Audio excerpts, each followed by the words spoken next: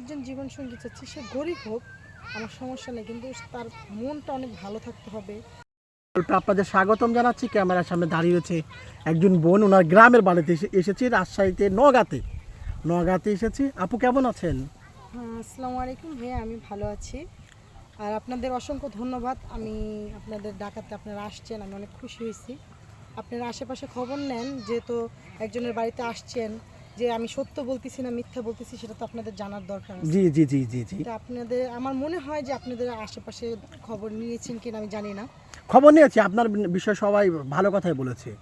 এখন আমার হাজবেন্ড তো মারা গেছে, এটা সবাই বলেছে। জি জি জি জি এখন আমার ঘর তো দেখছেন ভাই, ভাঙাচোরা ঘর, জি আমার জি জি অনেক গরিব ঘরের মেয়ে। আর ভাইয়া আসলে কি, হাজবেন্ড মারা যাওয়ার পরে কিন্তু মেয়েদের জীবনের সবচেয়ে বড় কষ্ট হচ্ছে স্বামী না থাকাটা। রাইট। ঠিক আছে, বিয়ে হওয়ার আগে বাবা মার কাছে কিন্তু মেয়ে বোঝা হয় না। বিয়ের পরে যদি থাকে স্বামীর ঘর থেকে এসে বাবা মার কাছে, ওটার মতো কষ্ট পৃথিবীর বুকে আমার মনে হয় না কিছু আছে। আর হাজব্যান্ডের সাথে ছাড়াছাড়ি হলে তাও একটা কথা থাকে যে না, ছাড়াছাড়ি হয়েছে হয়েছে, কিন্তু আমার হাজব্যান্ড মারা গেছে ভাই। কারণ লোকেরা আপনার বলছে, হয়তো আমি জানি না বলছে কিনা। জি বলেছে বলেছে। কারণ সবচেয়ে বড় কষ্ট যে এই বয়সে, অল্প বয়সে স্বামীকে হারাইছি, এরকম কষ্টটা ভাই আমি চাই না যে কোনো মেয়ের কখনো জুটুক। অনেক সবাই কষ্ট। ভালো থাকুক।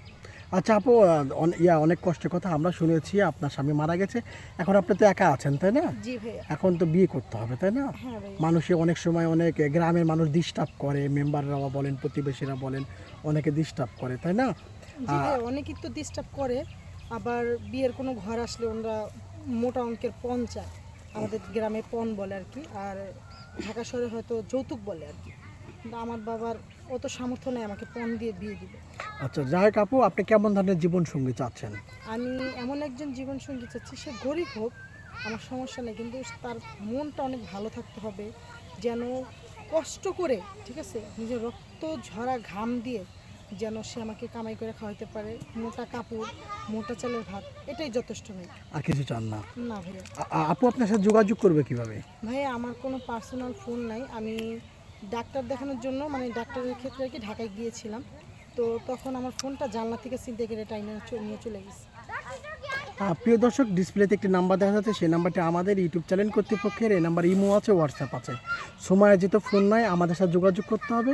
আমাদের সাথে যোগাযোগ করতে হলে বা সময়কে বিয়ে করতে হলে সময়ের একটা স্ক্রিনশট মেরে ইমোতে বা হোয়াটসঅ্যাপে পাঠিয়ে দেবেন, আমরা যোগাযোগ করব।